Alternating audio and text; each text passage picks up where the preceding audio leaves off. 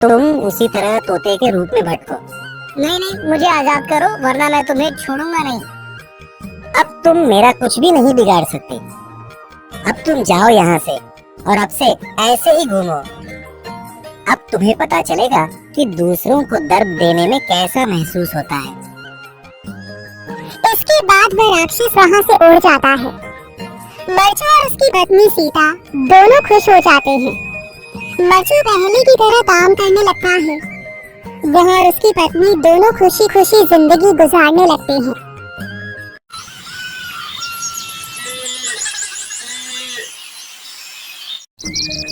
मरचू जंगल से लकड़ियां काटकर बाजार में बेचने गया, लेकिन उसे लकड़ियों के अच्छे दाम नहीं मिले।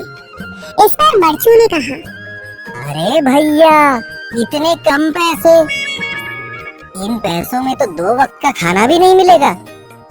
आप मुझे बहुत ही कम पैसे देते हैं।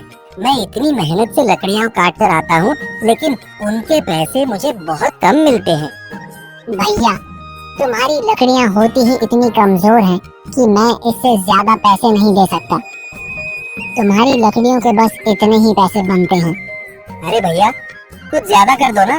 वो क्या है ना कि इन पैसों का तो कुछ भी नहीं आता। मैं अपनी जिंदगी कैसे गुजारूंगा? भैया, तुम जाकर अच्छी लकड़ियां लाओ, तभी इन लकड़ियों का अच्छा दाम मिल पाएगा, वरना इन लकड़ियों का तो यही दाम है।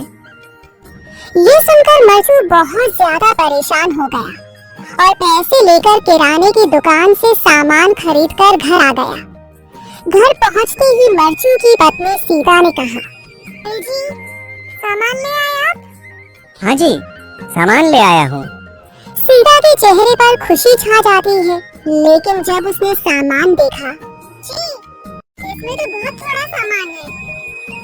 हाँ सीता, मुझे पता है कि यह सामान बहुत थोड़ा है, लेकिन मैं क्या करूँ? मेरे पास जितने पैसे थे, मैं उतने का ही सामान लेकर आ गया हूँ। इस तरह हमारा गुजारा कैसे हो पाएगा जी? आपको तो पता ही है कि हम कितनी मुश्किलों से गुजारा करते हैं।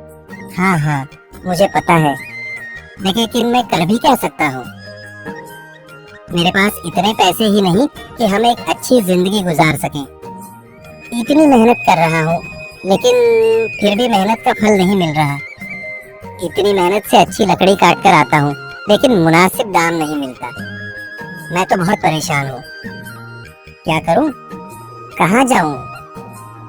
अरे जी, आप परेशान न हो, आप कोई और काम देख लें। मैंने कई बार काम तलाशने की कोशिश की, पर किसी ने भी मुझे काम नहीं दिया।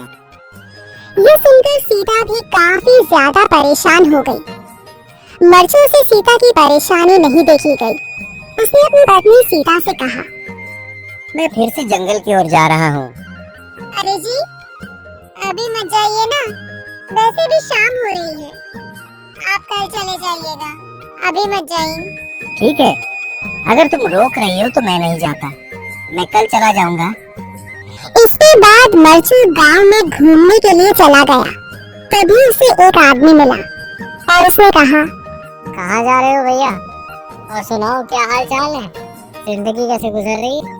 अरे भैया, तुम्हें तो पता है कि लकड़ियाँ काट कर कैसे गुजारा होता है। हाँ भैया, तुम सही कह रहे हो। और आसपास के जंगलों में अच्छी लकड़ियाँ भी नहीं है। इसके लिए तो जंगल के अंदर जाना पड़ेगा। पर जंगल के अंदर तो काफी सारे जंगली जानवर होंगे। मुझे बहुत डर लगता है भैया, मैं जंगल में कैसे जाऊंगा? हाँ भैया, जंगली जानवर तो होंगे, लेकिन अच्छी लकड़ियाँ तो वहीं से ही मिलेंगी। यह सुनकर मरचू बहुत ज्यादा परेशान हो गया, लेकिन वह आदमी बिल्कुल ठीक कह रहा था। जंगल के किनारे की सारी लकड़ियाँ कट चुकी थीं। अब सिर्फ जंगल के अंदर ही अच्छी लकड़ियाँ बची थीं। अगली सुबह मरचू